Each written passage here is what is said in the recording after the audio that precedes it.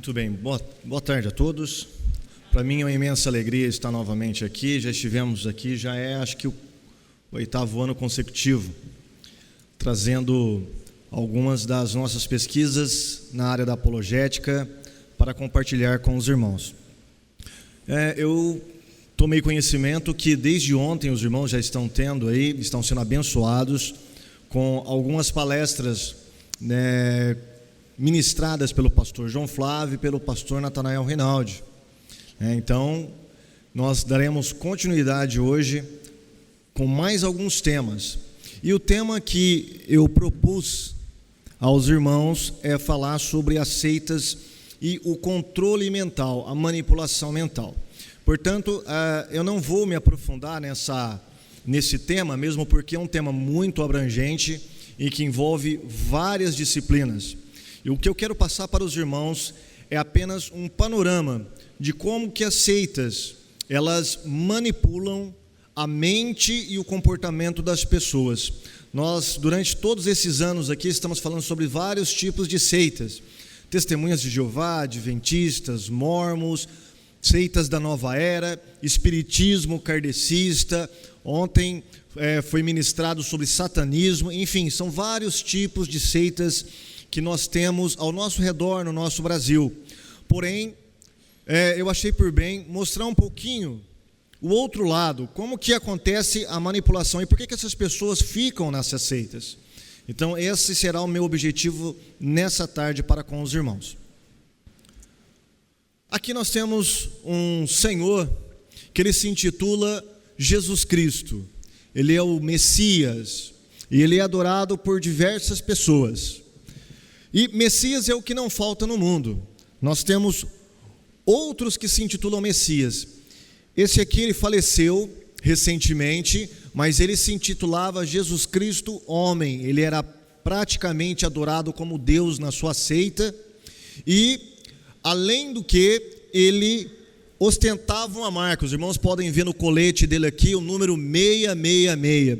Se os irmãos abrirem as suas Bíblias, lá no livro do Apocalipse, capítulo 13, os irmãos perceberão que o número 666 é um número que identifica a besta, a grande besta do Apocalipse. Mas ele transformou o número 666 em um número de bênção. Então, não só ele, mas todos os seus adeptos carregam esse número como um sinal da bênção de Deus. E ele é praticamente adorado, ele é chamado de Deus na sua seita. Aqui nós temos o mais conhecido, nosso Messias, nosso entre aspas, aqui do Brasil, o Henri Cristo. O Henri Cristo, então, ele se intitula o Jesus Cristo reencarnado, Jesus Cristo reencarnado. E ele tem vários simpatizantes e adeptos também. Aqui nós temos Hitler, Adolf Hitler, o Führer, o grande líder da Alemanha na época do nazismo. E o Hitler também foi um grande líder, não só político, porque a Alemanha nazista era uma mistura de religião e política. E ele se intitulava o novo Messias que levaria a Alemanha a um paraíso aqui na terra através do seu governo. Terceiro Reich. Aqui nós temos um outro líder político que misturou religião de modo bem contraditório, porque a pátria desse homem era a China comunista. E ele adotou o comunismo na China, e vocês veem nesse cartaz 3 soldados ali erguendo um livro vermelho. Esse é o livro do comunismo. E o comunismo, em todos os países dos quais ele foi adotado, eles tiveram como princípio eliminar a religião da vida pública das pessoas e mesmo até da vida particular. Esse senhor aqui, ele é praticamente adorado como Deus até hoje. Na China existe o local, como se fosse uma capela, onde os chineses têm que adentrar e fazer todo um ritual de adoração ao corpo deste grande líder aí comunista, E aqui nós temos vários desses líderes de seitas. Uns tiveram fins trágicos, por exemplo, como o Dave Koresh, que levou pessoas a serem mortas numa carnificina ali nos Estados Unidos. Um outro, esse do lado direito do vídeo, na parte superior, é o líder do Templo do Povo, e ele levou praticamente 900 pessoas ao suicídio, né? Então são vários líderes de seitas que pregam uma ideologia, que pregam uma doutrina e que tem vários adeptos. A nossa pergunta é: o que faz uma pessoa aderir a uma seita? Por que essas pessoas, elas aceitam essa mensagem desse líder e tomam para si ele como um mensageiro de Deus? O que faz uma pessoa permanecer dentro de uma seita? Nós temos falado aqui sobre várias seitas durante todos esses anos, mas por que as pessoas estão cativas dentro dessas seitas? Uma outra pergunta que nós deveríamos fazer também: as pessoas, elas se juntam a seitas ou elas são recrutadas por elas? As pessoas de livre vontade, elas adentram essas seitas ou existe algo mais que força essas pessoas a entrarem nessas seitas? Uma outra pergunta pertinente também: pessoas são recrutadas por uma mensagem ou por um método? As pessoas, elas adentram as seitas apenas porque elas gostam da doutrina, elas gostaram do, vamos dizer aqui no popular, no papo do líder da seita, ou existe algo mais subliminar, mais profundo, que cativa essas pessoas? E aí, eu não posso te dar uma resposta baseada no 8 ou 80, no preto e no branco, porque o ser humano, ele é uma complexidade em si, ele é um universo em si. Então, diversos fatores, irmãos, contribuem para que uma pessoa adentre a um grupo religioso e também ajudam ele permanecer dentro desse grupo. E aí nós poderíamos citar vários fatores, desde ordem religiosa até mesmo ordem psicológica e social. E é sobre isso que nós queremos falar nesta tarde. Em Colossenses, capítulo 2, versículo 8, o apóstolo Paulo nos diz assim, olha: tende cuidado para que ninguém vos faça presa sua, por meio de filosofias e vãs sutilezas, segundo a tradição dos homens, segundo os rudimentos do mundo, e não segundo Cristo. Até mesmo crentes evangélicos, até mesmo irmãos, que muitas vezes estiveram conosco dentro dos nossos tempos, louvando ao Senhor, como vocês acabaram de fazer aqui, hoje estão em muitas seitas aí fora. Então, eles caíram eles não souberam assimilar essa advertência do apóstolo Paulo e caíram no engodo das seitas, nas vãs filosofias, nas sutilezas. Quando Paulo fala de sutilezas, está falando de algo bem subliminar, porque o diabo, ele não vai chegar para você com um chifre e um tridente falando: eu sou o diabo. Nenhuma seita vai escrever no templo dela, na frente no templo, né? Seita das Testemunhas de Jeová, seita dos Mormons, seita da Santa Vô Rosa, seita dos Rosa Cruzes. Você não vai ver isso, você vai ver nomes bonitos: Salão do Reino das Testemunhas de Jeová, Igreja de Jesus Cristo dos Santos dos Últimos Dias. Olha cada nome bonito, não é? Então, as seitas, elas usam de sutilezas, elas usam de vãs filosofias para enganar as pessoas. E por meio dessas vãs filosofias e sutilezas, é que elas armam toda uma estrutura de não só de atrair e de conquistar adeptos, mas também de segurar esses adeptos dentro do seu grupo religioso.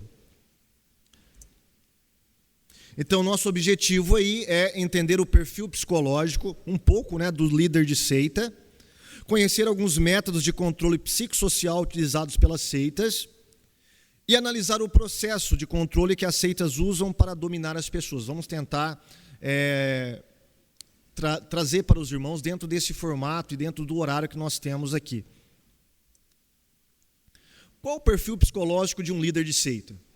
Quando você olha aqueles líderes que eu mencionei agora há pouco, você pode falar, esse pessoal é louco, esse pessoal é psicótico, esse pessoal não bate muito bem, ele deve ser um insano, um pervertido. Mas será que todo líder de seita é assim? Vamos ver o que Agostinho de Hipona, o pessoal chama de Santo Agostinho. Vamos ver o que ele disse sobre uma mente brilhante de uma seita. Olha aí. Não penses que as heresias, dizia Santo Agostinho, são produto de mentes obtusas, ou seja, mentes fechadas, pobres. É necessário uma mente brilhante para conceber e gerar uma heresia. Quanto maior o brilho da mente, maiores suas aberrações. Vamos atentar para o que ele disse. E isso é uma verdade certa. Todos os membros de seitas, eles não são pessoas burras, eles não são pessoas totalmente insanas. É necessário uma mente brilhante. E quanto maior o brilho dessa mente, mais aberrações, mais heresias e mais confusas as pessoas vão ficar nessas seitas. E aí você fala em mente brilhante e você confronta com essa imagem do Henri Cristo, e você fala, não é impossível. Como que o Henri Cristo vai ter uma mente brilhante? Não é? Como que uma pessoa dessa, ele vai conseguir até adeptos, mas consegue. Olha o que a sociologia tem a nos dizer. Geralmente, o líder da seita é dotado de carisma. Esse é um conceito que a sociologia trabalha para explicar como que as pessoas dominam umas às outras. Um dos 3 tipos de dominações que a sociologia coloca é a dominação carismática. Então eles dizem, geralmente o líder da seita é dotado de carisma, magnetismo irresistível, aparência de vencedor, demonstrando grande entusiasmo pela causa que defende ou pelo produto que ele vende. Então você nunca vai encontrar um líder de seita com confusão mental. Você nunca vai encontrar um líder de seita titubeando nos seus pensamentos. Não, eles sempre vão ter como característica básica, olha, nós temos a verdade.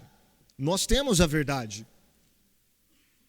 E eles sempre vão ter a aparência de um líder, de um Messias, que vai levar você até o céu, até a terra prometida, até o paraíso aqui na terra, ou até um disco voador, ou talvez, dependendo do tipo de seita e do tipo de líder, até uma galáxia, onde você vai ser feliz para sempre, contanto que você tem que obedecer aos ditames, às regras, aos dogmas deste líder de seita. Então, todo líder de seita, o que atrai o adepto é o carisma dessas pessoas. Agora, o que é um carisma? O poder de convencimento do líder vem por meio do carisma, que pode ser alguma habilidade especial ou divina. Este carisma é em parte construído pelos adeptos, pois o discurso do líder vai ao encontro dos anseios e necessidades do adepto. O líder sabe que tem a solução para aquele anseio e convence o adepto a aceitá-lo. Vamos dar um exemplo aqui. Um líder de uma grande seita, ele nunca vai ser apenas um líder. Ele vai ser o líder que vai ser o mediador entre o adepto e a divindade. Ele sempre vai ter uma característica especial e na escala de valores hierárquica, ele vai estar no topo. Então, para que o adepto chegue até a divindade, até o ser divino, até Deus, ele tem que passar primeiro pela autorização do líder. Então, vários deles se intitulam Jesus Cristo ou reencarnado, ou Jesus Cristo ressuscitado, enfim, vários tipos de elementos divinos que eles tomam para si para poder criar esses dotes especiais e através desses dotes especiais, desses supostos poderes, eles convencerem o adepto de que o adepto deve entregar a sua vida diante do controle daquele líder. Por exemplo, essa questão do carisma, a gente vê muito em políticos, né? Na época em que estava disputando Collor de Mello e o ex-presidente Lula. Collor surgiu como um messias. Ele surgiu com um carisma. E ele levaria o Brasil à ponta do mundo. Ele levaria o Brasil a ser o país sem corrupção. E ele tinha um slogan, era acabar com os marajás. E ele cria esse carisma. Futuramente, o presidente que perdeu nessa ocasião para Collor de Mello viria tomar o lugar desse messias político, entre aspas. Então, Lula, ele promete, ele se projeta como aquele que vai proteger os pobres. E ele tem um discurso bem centralizado e bem característico dele, né? Nós precisamos acabar com a pobreza no Brasil. E para isso nós precisamos tirar o pobre da condição onde ele está. Então as pessoas viam nele um salvador da pátria. E isso não foi só característica desses dois na época de Getúlio Vargas, enfim. Mas não é só os políticos que têm dotes carismáticos. Os líderes de religiões também. Por exemplo, na época de Hitler, Hitler despontou como um novo messias para a Alemanha nazista.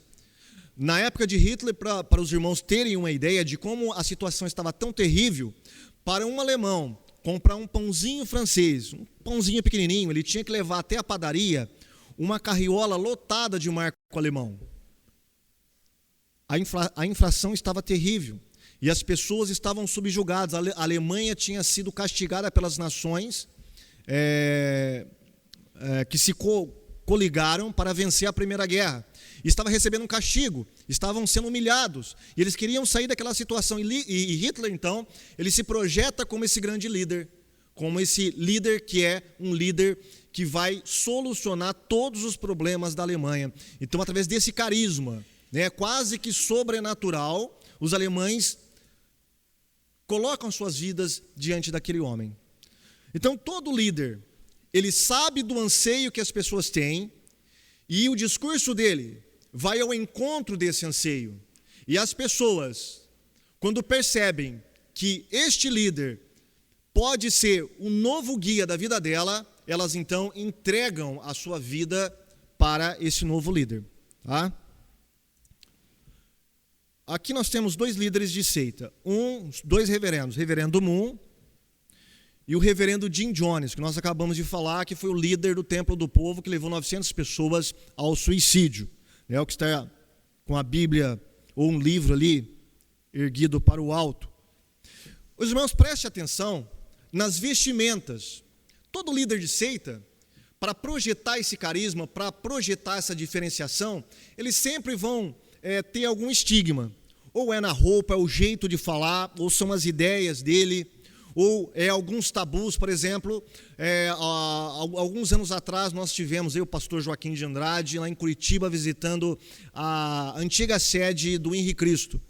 E lá ele então se projeta em um trono, como os irmãos já devem ter visto em várias fotos, e você não pode colocar a mão no trono, aonde ele está, porque você estaria profanando aquele local. Então, através dessas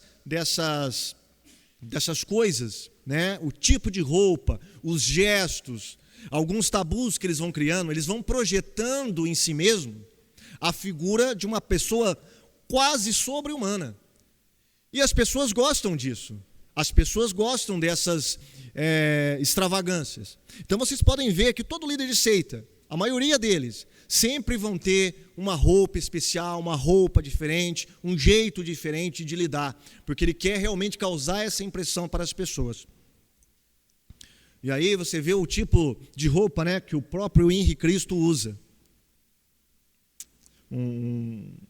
Uma túnica, né, como se fosse da época de Jesus, justamente para provocar essa identidade com o Cristo católico, né? Sendo que a maioria das pessoas no Brasil são católicas, aí a maioria são católicos não praticantes, é fácil você manipular de modo visual essa relação aí entre o Cristo de 2000 anos atrás com o Henri Cristo do século XX. E aí, esse não é nenhum líder de seita, esse sou eu, viu, pessoal? Mas ao fundo, vocês estão vendo ali as discípulas de Henri Cristo. A gente chama de Henricretes. né? Tinha as chacretes e tem as henricretes, porque elas cantam para o Henri Cristo. Mas nessa época, eu cheguei a conversar com algumas delas e elas deixaram tudo, irmãos. Elas deixaram família, deixaram namorados, deixaram emprego, deixaram tudo para viver exclusivamente para o Henri Cristo. E na ocasião, eu creio que o Joaquim estava dentro lá do templo deles e eu estava fora. E eu aproveitei para interrogar uma das discípulas e perguntei para ela: e se ele não for o Cristo, como é que vai ser a sua vida? Você depositou toda a sua confiança nele. E ela virou para mim, olhou no fundo dos meus olhos e disse: não existe não, ele é o Cristo. Então essas pessoas, elas têm convicção plena de que esses líderes são realmente um líder ou a própria encarnação do próprio Deus.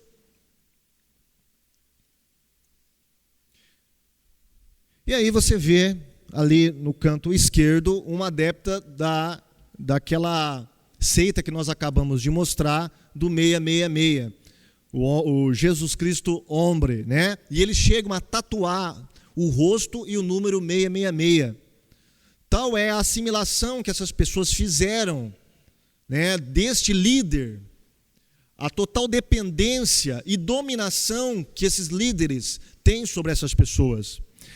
Aqui mais embaixo tem uma revista, a Week, que é a Despertai. E essa revista, ela traz ali, nessa edição especial, o rosto de 3 crianças e ao fundo ali uma parede com vários rostos de crianças. E ali a tradução é jovens que colocaram Deus em primeiro lugar, uma coisa assim, numa tradução livre. Por quê? Essas 3 crianças morreram. Na verdade, foi um suicídio.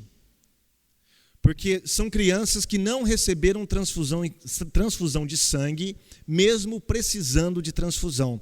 E não são essas 3 apenas, mas todas aquelas crianças que estão lá atrás, na capa da revista, todas elas recusaram transfusão de sangue, porque acreditaram que a organização Testemunha de Jeová é a única organização que Jeová usa aqui na terra, e fora dela não há mais ninguém. E essa sua organização, ela dita as normas da vida não só religiosa, mas da vida particular dessas pessoas. E uma dessas normas é: se você receber transfusões de sangue, você está pecando contra Jeová. Então, veja que a dominação desse grupo religioso é tão forte que leva essas pessoas a abdicarem da própria vida, do bem maior que nós temos, que é a nossa própria vida. E essas crianças são encaradas aí nessa revista como mártires. Lamentável. Ali nós temos adeptos do Hare Krishna, né, uma seita norte-americana com princípios hindus, mas que tem conquistado vários jovens. Né? O que leva um jovem a deixar a sua vida, a sua família e se vestir com roupas estranhas, que não faz parte da sua cultura local, raspar a cabeça e a viver de modo grupal ali com essas pessoas? O que leva essas pessoas a fazerem isso? Um dos fatores é que nós falamos. Elas conseguem encontrar o anseio para as suas necessidades no líder da seita. E aí vamos falar um pouquinho sobre técnicas de recrutamento, tá? Como que esses líderes podem usar técnicas para recrutar as pessoas? Não é simplesmente a pessoa que tem uma necessidade existencial, ela quer respostas para as perguntas últimas da sua vida, então ela encontra uma seita muito legal lá e ela resolve fazer parte desse grupo. Não é só isso, tá? As próprias seitas têm os seus métodos, seus recursos de recrutamento. Vamos ver alguns deles, básicos. A gente chama de técnica de recrutamento do atalho mental e da reciprocidade. Olha. Comportamento automático ou atalho mental. Somos, de certa forma, programados culturalmente, biologicamente, com certas cargas de informações pressuposicionais. Alguns atalhos mentais podem ser criados, enquanto outros já estão lá na sua mente, instalados pela nossa sociedade e prontos para serem usados. Por exemplo, Quais são esses atalhos mentais? Quais são essas pressuposições que nós temos? Por exemplo, de associar a beleza ao que é verdadeiro, ao que é bom e ao que é correto. Olha, se algo é belo, deve ser bom e verdadeiro. Isso é um atalho mental que nós temos. A questão de cores, né? Por exemplo, o branco significa a paz, o preto significa outra coisa, né? E o arco-íris significa homossexualismo. Ou pode significar também o arco-íris da aliança que Deus fez com o homem. Não é? Dependendo da sua cultura, você vai ter algumas noções de pressupostos que vai criar atalhos mentais para você.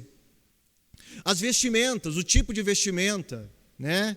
A amabilidade, o conceito de autoridade, são tudo conceitos pressuposicionais que nós usamos e nós nem percebemos que nós usamos isso. E as seitas sabem utilizar muito bem isso para recrutar adeptos. Nós vamos falar algumas coisinhas básicas. É que o foco aqui, tem como apagar essa luz aqui? Não tem como, para ficar melhor aqui? Ah, porque está filmando. Tá. Muito bem. Mas ali nós temos duas pessoas. Tá? Ali não é nenhuma propaganda de arrume meu marido ou arrume minha esposa, viu, pessoal? Não tem nada a ver com isso, não. Tá? São duas pessoas. Agora eu quero que você imagine. Terminal Barra Funda, segunda-feira de manhã, lá para 6 horas da manhã, 7 horas da manhã. Aquilo ferve de gente, não é verdade?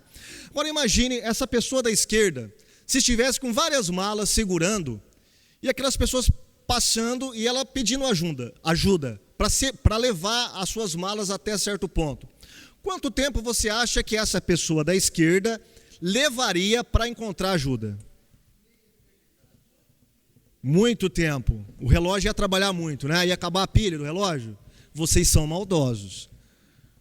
Agora, aquela moça da direita ali, quanto tempo você acha que algum marmanjo ia levar para parar e atender o pedido dela? 1 segundo. 1 segundo, irmão. Muito bem. Por que nós fazemos isso? Por causa do nosso atalho mental. Porque nós associamos o que é belo com o que é bom. Tá? Isso é um atalho mental. Por exemplo, nós temos quantos dedos em uma mão? 5. Agora, sem pensar, você vai me responder. Sem pensar, rapidinho. Em 10 mãos.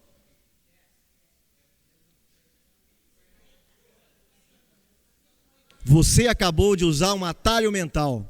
Quem falou 50 acabou de usar um atalho mental. Né? Então, os atalhos mentais, eles são assim, rápidos.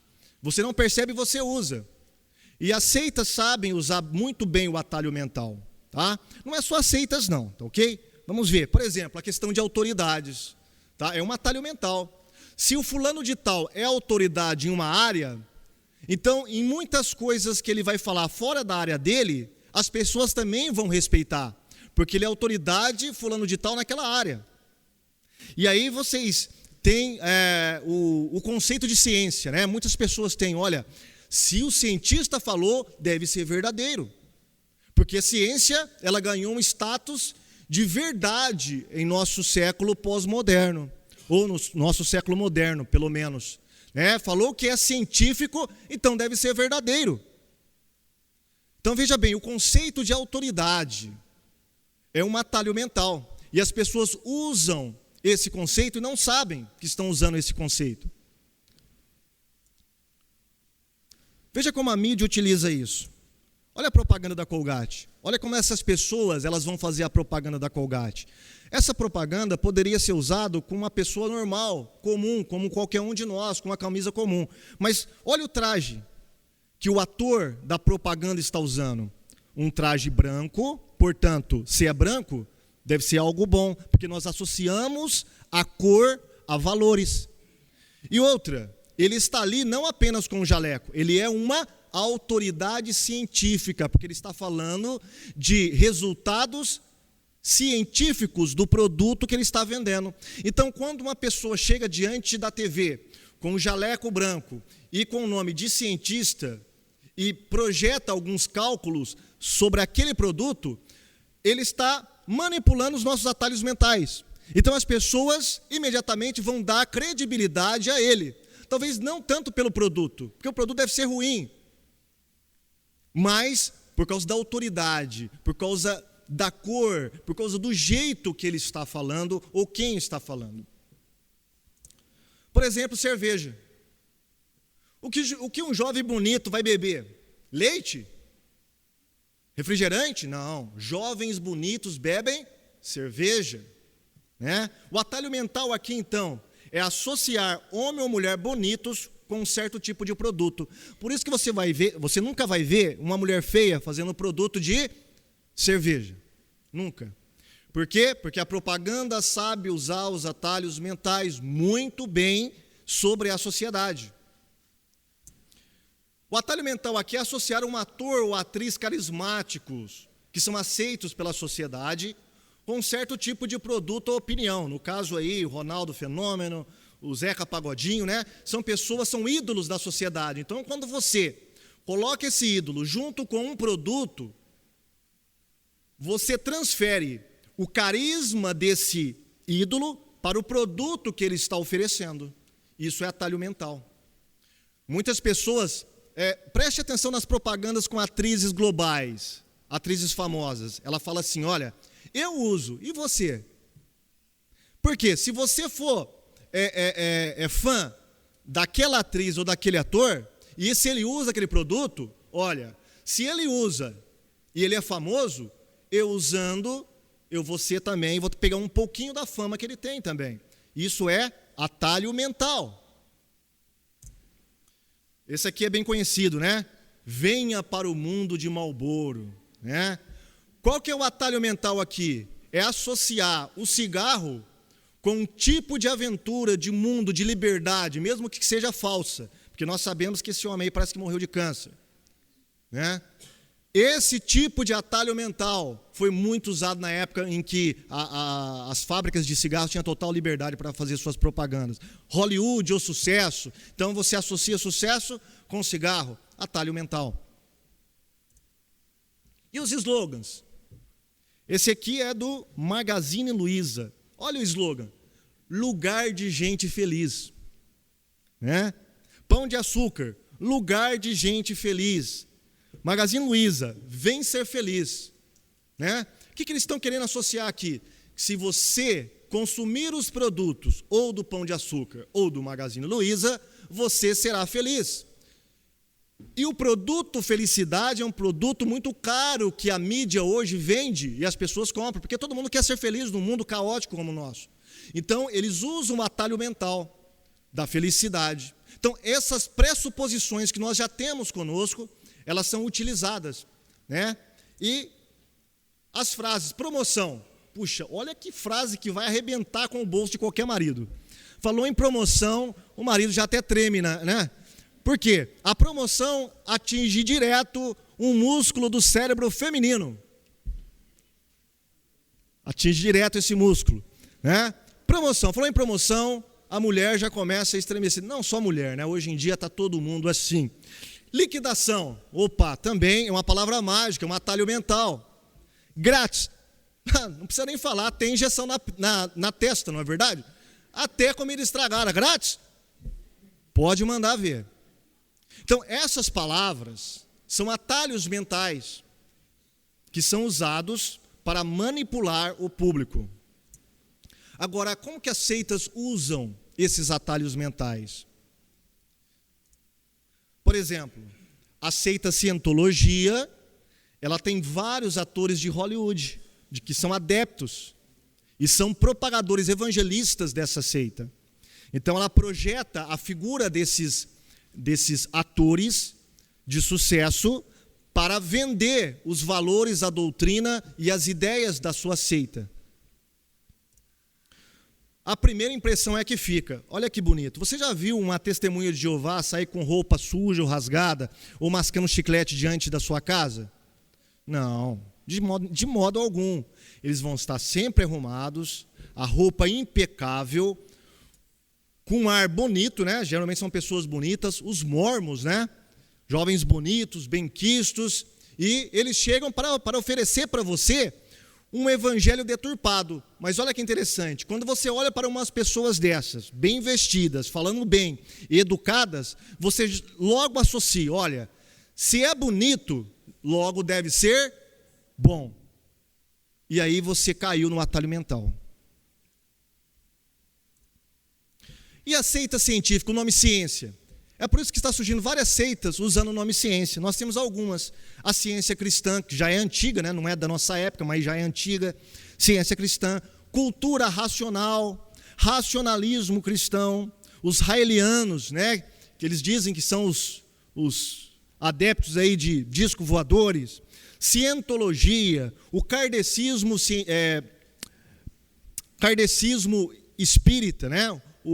A religião de Allan Kardec, ela se projeta como uma religião científica, né?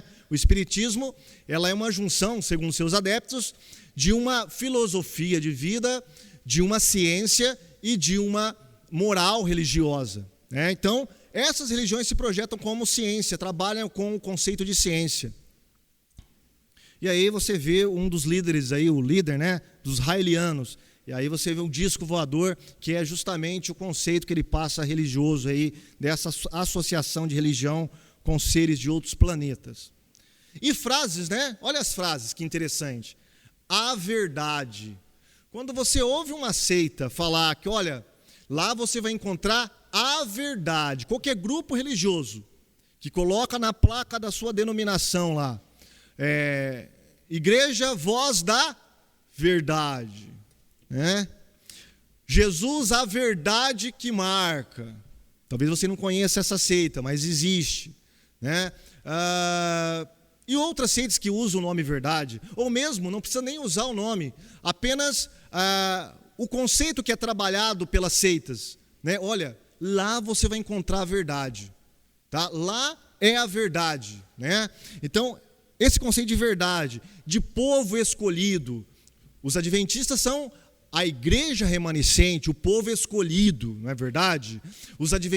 As testemunhas de Jeová também, de certo modo, são o povo escolhido, o único povo no qual Jeová tem o seu prazer aqui na terra. Religião verdadeira, as testemunhas de Jeová gostam de usar muito essa expressão, religião verdadeira. Então, são frases que atuam como que se transformam em atalhos mentais. Então, quando a pessoa fala, olha, puxa vida, ela falou que vai falar para mim a verdade.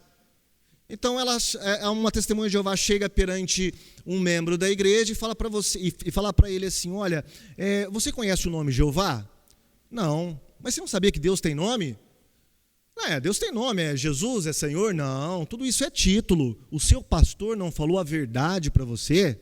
Então eu vou falar a verdade sobre o nome Jeová. A maioria das religiões escondem essa verdade. Então, cada vez que a pessoa ela ouve a palavra verdade, aquilo vai criando uma estrutura na mente dela, uma estrutura de significados. Que significados são esses? De que aquela pessoa da seita que está na frente dela, de fato tem a verdade, porque ela fala com convicção.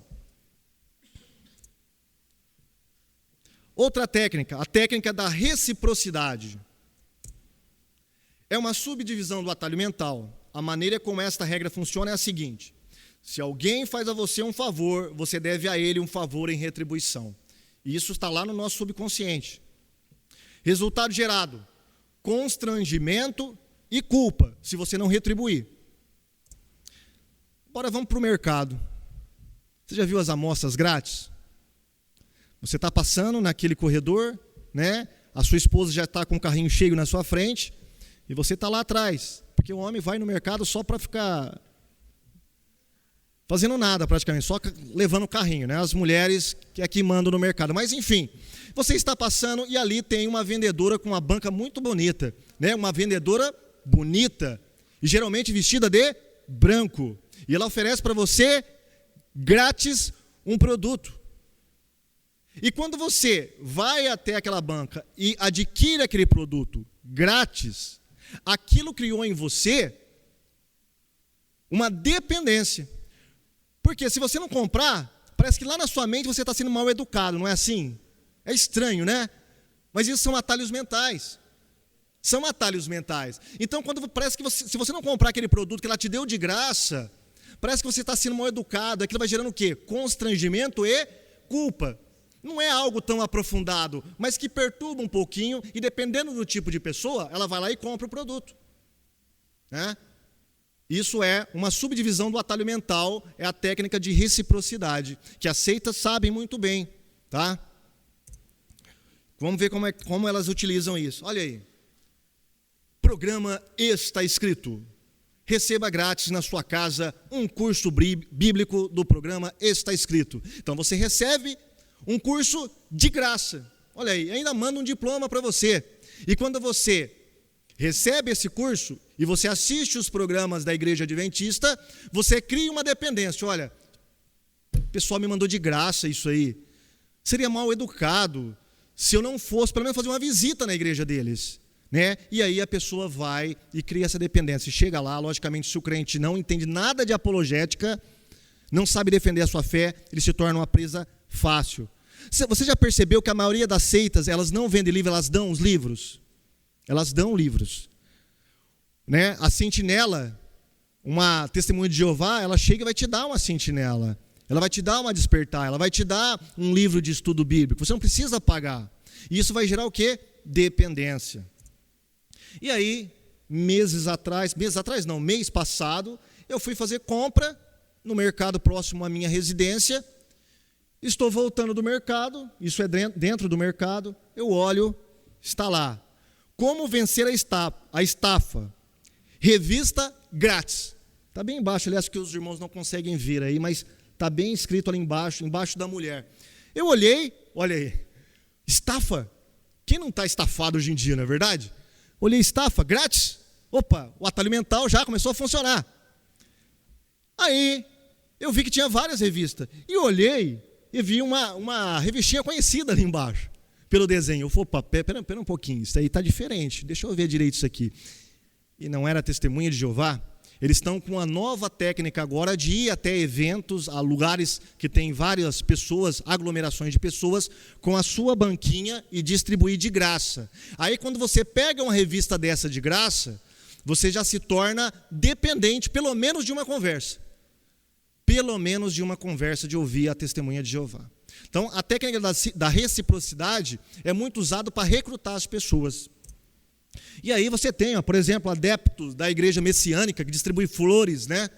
Os Hare Krishnas também. Então, através dessa técnica, eles usam essa técnica em conjunto para recrutar as pessoas. Agora, quando a pessoa se converte, isso não para por aí, tá? Esse controle, essa dominação do líder sobre o adepto não para por aí. E aí o negócio se aprofunda cada vez mais.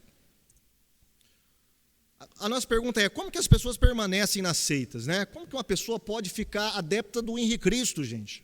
Você pergunta, sou uma pessoa louca para ficar adepta do Henri Cristo? Mas vamos ver como é que essa imagem ela reflete muito bem o que eu estou querendo falar, né? Um controle.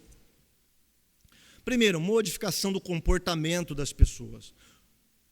Skinner foi um grande estudioso da área da psicologia e ele produziu alguns trabalhos importantes na sua época. Ele diz uma coisa interessante, ele trabalhou com a questão do comportamento, como modificar o comportamento das pessoas. E ele diz, nesse livro, sobre o behaviorismo, uma pessoa modifica o comportamento de outra, mudando o mundo em que essa pessoa vive. Então, a partir do momento que você controla o ambiente dessa pessoa, você muda o comportamento dela. E isso é algo muito interessante para a gente saber como que as pessoas permanecem dentro das seitas. O que significa modificação do comportamento? Vamos definir aí. Trata-se de estabelecer uma correspondência entre recompensas ou castigos pelas ações realizadas. Tá? Aí nós temos a experiência de Pavlov e as teorias de Skinner. Tá? Pavlov foi um cientista que ele fez uma experiência com os animais, principalmente com o cachorro. Ele queria descobrir por que o cachorro salivava todas as vezes que ele ia levar comida para o cachorro. Né? E através dessas experiências, ele descobriu o que é comportamento incondicionado e comportamento condicionado. Muito bem. O que ele fez? Ele levava a comida para o cachorro. Todas as vezes que levava a comida para o cachorro salivava. Então, ele colhia essa saliva, um tanto de saliva que o cachorro produzia. Muito bem. E aí, ele começou a perceber que todas as vezes que o seu assistente entrava na sala, o cachorro começava a salivar antes de ver a comida. E ele falou assim, peraí um pouquinho, tem uma coisa estranha aí, tem algo novo. Vamos ver como é que funciona isso aí. Parece que ele prevê a comida, como é que é esse negócio? E aí, ele colocou uma venda, né, na frente do cachorro. E nessa venda, ele colocou uma abertura pequenininha assim, só onde caberia ali o prato de comida. E ali, todas as vezes que a comida via, antes, ele batia um sininho. Ele batia o sininho e o assistente vinha e colocava o prato de comida para o cachorro. Então o cachorro salivava. E aí aconteceu o seguinte, muitas vezes o cachorro salivava não pela comida, salivava pelo sininho. Então todas as vezes que ele batia o sino, o cachorro já salivava, sem ver e sem comer. Então ele descobriu como controlar o comportamento dos animais, né? Como fazer um comportamento controlado, condicionado. E o que isso serve para nós? Serve como experiência no mundo da seita. Skinner fez a mesma coisa com outros experimentos. Olha que interessante. Há uns anos atrás, né, nós tivemos uma propaganda da Sadia com esse Hot Pocket aí de pizza, né? Então, o slogan era, quando você ouvir o plim-plim, você vai querer comer um. Efeito, o barulho é rapidamente associado ao prazer de comer. Eu tenho o vídeo, mas eu não coloquei o vídeo aqui, esqueci de colocar o vídeo. Então, todas as vezes que ele ia levar essa pizza ao micro-ondas, o micro-ondas fazia aquele barulhinho. E aí, ele estava em qualquer lugar da cidade, ele ouvia o barulhinho parecendo do micro-ondas, ele abocanhava aquele local onde estava fazendo o barulho. Estava passando um cara de bicicleta, batia o sininho da bicicleta, ele ia lá, grudava na bicicleta. A mulher estava lá no supermercado, batia o sininho, ele ia lá, grudava na bolsa da mulher. Ou seja, está fazendo referência a essas experiências de um comportamento condicionado. Tubarão.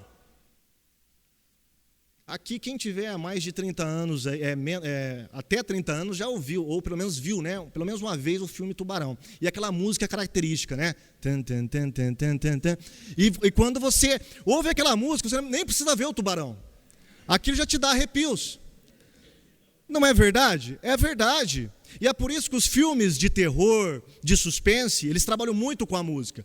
Porque eles condicionam o comportamento psicológico das pessoas. Você nem precisa ver o bicho lá. É só começar a música que você já começa a ficar tremendo. Não é? Isso é comportamento condicionado.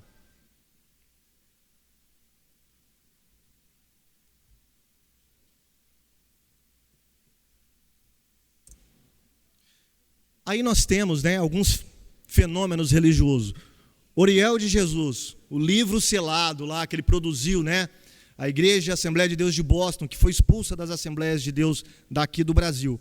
Por quê? Porque ele diz ter recebido uma revelação do céu, onde ele foi arrebatado, conversou com Daniel, com o apóstolo João, e produziu o livro, né? O Triunfo Eterno da Igreja.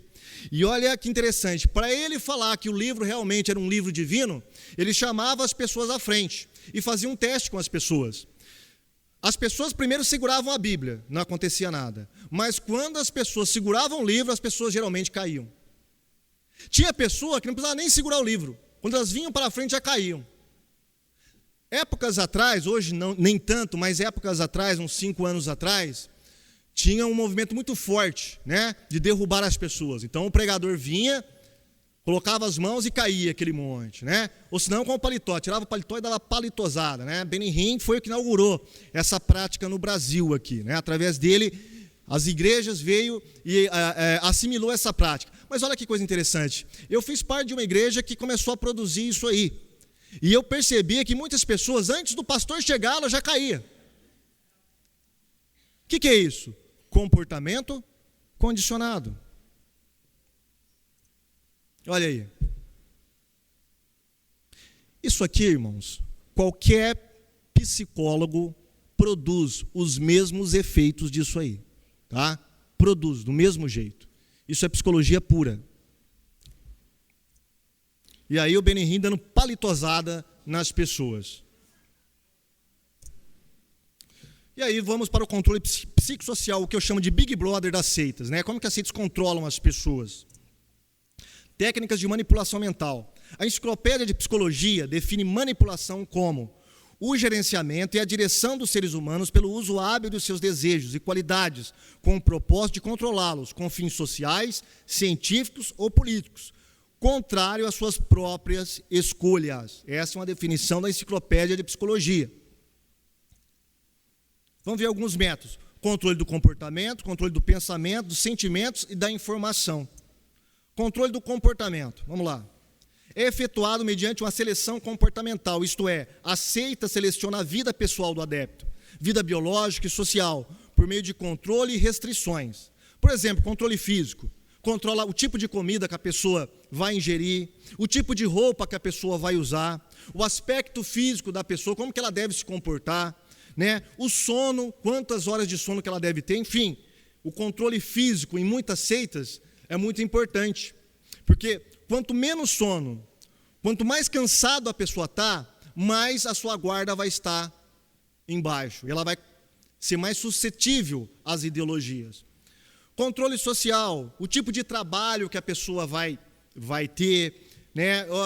Se ela vai trabalhar no sábado, se ela não pode trabalhar no sábado, tipo de cursos, por exemplo, as Testemunhas de Jeová, elas não incentivam os seus jovens a fazerem curso na área de humanas, psicologia, filosofia, sociologia, enfim, isso não é incentivado, porque essas áreas fazem as pessoas pensarem, abre o raciocínio das pessoas, e as Testemunhas de Jeová, logicamente, que elas não querem que as pessoas pensem.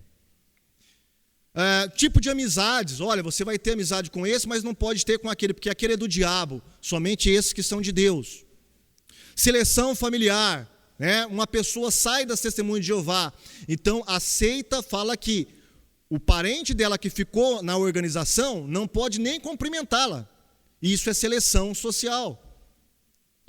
Controle ocupacional. Nas seitas há sempre algo para se fazer. Cada seita tem uma série de comportamentos e tarefas que o adepto deve cumprir. Seitonoi, essas seitas orientais, o adepto ele é muito explorado na área de trabalho. Ele tem que lavar o banheiro, ele tem que cuidar do templo para agradar a divindade. Tá? Nas Testemunhas de Jeová, um testemunho de Jeová que não sai nas ruas para oferecer a sentinela e a despertai, ele é chamado de mau servo, e ele está correndo o risco de ser destruído no Armagedon. Então, esse controle do comportamento é muito importante nas seitas. Controle mental. O controle mental procura nada menos do que desfazer a identidade original de um indivíduo, comportamento, pensamentos, emoções, e reconstruí-la na imagem do líder da seita. Isso é feito controlando rigidamente a vida espiritual, física, intelectual e emocional do membro. O controle mental da seita é um processo social que encoraja obediência, dependência e conformidade. O processo desencoraja autonomia e individualidade ao emergir os recrutados num ambiente que reprime a livre escolha. O dogma do grupo torna-se a única preocupação da pessoa. Esse livro foi escrito por Steve Hassan, um ex-adepto da Igreja da Unificação do Reverendo Moon. Então, o controle mental é esse aí. Esse é o controle do comportamento. A pessoa vai sendo moldada a tal ponto que ela vai refletir nada mais, nada menos do que os pensamentos, os gostos e a ideologia do líder da seita. Controle do pensamento. Essa etapa inicia-se quando é bloqueado o senso crítico das pessoas. O bloqueio se dá pelo seguinte processo. Aprendizagem de uma linguagem própria, tá? Por exemplo, quando as Testemunhas de Jeová falam, olha, esse aí faz parte da Babilônia Grande. A expressão Babilônia Grande se torna um clichê de maldição. Então as pessoas, elas não pensam mais no certo e errado, no verdadeiro e no falso. Elas pensam segundo um padrão de bom ou ruim. Tá? Então quando ela fala, ó, esse aí é da cristandade. A palavra cristandade se torna um clichê muito usado pelas Testemunhas de Jeová.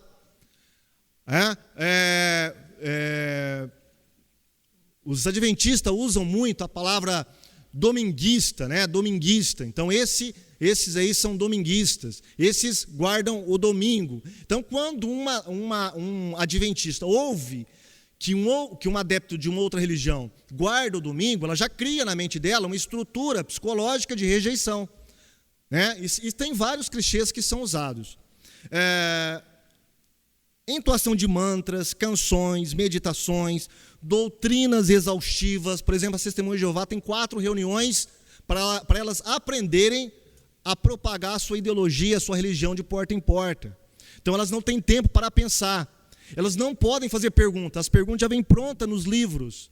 E quando elas vão doutrinar as outras pessoas que estão recebendo o estudo bíblico, elas fazem um total controle para que a pessoa só pergunte aquilo que está já como pergunta no livro. A pessoa não pode pensar por conta própria. Atividades constantes. O objetivo agora é que o grupo pense por eles. Então, uma testemunha de Jeová, ela nunca vai pensar por si mesma. Por isso que elas são previsíveis. E é por isso que se você fazer um curso aqui com o pastor Natanael Rinaldi, conosco lá no CACP, ou com o pastor Joaquim de Andrade, a respeito das testemunhas de Jeová, você vai saber como evangelizar corretamente uma testemunha de Jeová, porque elas são previsíveis, porque elas não pensam, elas deixam que o grupo dela pense por ela. Alguns clichês, lampejos de luz, muito usado pelas testemunhas de Jeová, verdadeira felicidade, cristandade, a igreja adventista, igreja remanescente, espírito de profecia, Babilônia grande, verdade presente, são clichês que são usados pela seita, para fazer com que o adepto sinta pertencente àquele grupo. As seitas destroem a mente por completo, elas destroem a sua habilidade de questionar as coisas, e ao destruir a sua habilidade de pensar, destrói também a sua habilidade de sentir, tá? Então é um controle total sobre a pessoa. Testemunhas de Jeová, olha o que está escrito na Sentinela de 1983. Evite ideias independentes. Como se manifestam tais ideias independentes? Um modo comum é questionar o conselho provido pela organização visível de Deus. Então você não pode questionar, por mais errado que esteja a organização Testemunha de Jeová. Porque se você questionar, você estaria questionando o próprio Deus. Os Mormons, olha o que está escrito lá no livro Ensinamentos dos Profetas da Igreja, Brigham Young. Um dos primeiros passos da apostasia é procurar imperfeições em seu bispo. Não demora para que a pessoa se afaste da igreja, e esse é seu fim. Vocês, por acaso, estão entre os que procuram imperfeições em seu bispo? Seixonoye, quando o superior tem absoluta autoridade sobre o subordinado, e este segue o superior com a obediência total, realizar-se-á aí a vontade de Deus. Perceberam? Controle total. O reverendo Moon chegou a falar: eu sou um pensador, eu sou o seu cérebro. As seitas, então, elas têm esse controle total sobre as pessoas. Controle dos sentimentos. Isto permite manipular os sentimentos da pessoa. Por exemplo, criando medo. Elas criam um inimigo externo. Olha, para as testemunhas de Jeová, o governo é um inimigo externo, é tudo do diabo. Política é do diabo, a cristandade é do diabo. Então as testemunhas de Jeová, elas vivem com medo o tempo todo. Tá? Olha, se você não fizer isso, tem o Armagedon, você vai ser destruída no Armagedon. Os adventistas do sétimo dia, do mesmo jeito, eles têm uma obsessão por uma tal de...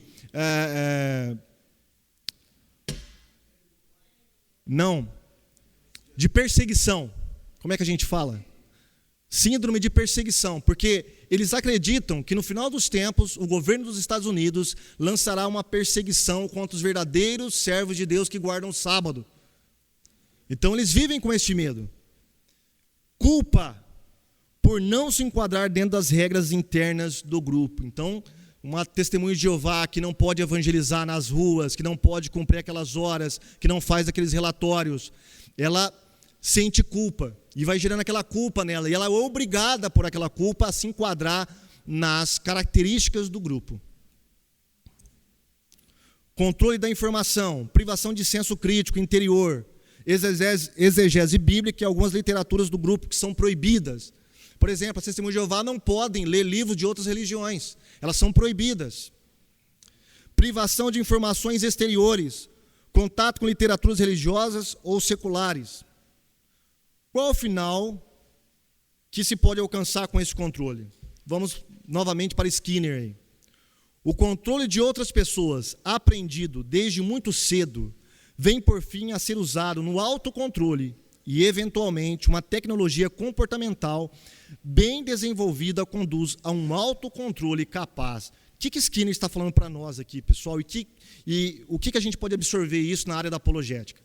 É que as pessoas que são controladas dessa maneira pelas seitas, esse controle ele é tão eficaz que vai chegar num ponto em que o líder de seita nem precisa mais usar essas técnicas. A pessoa já está tão assimilada, já introjetou nela tanto essa ideologia, esse controle, que ela mesma se autocontrola.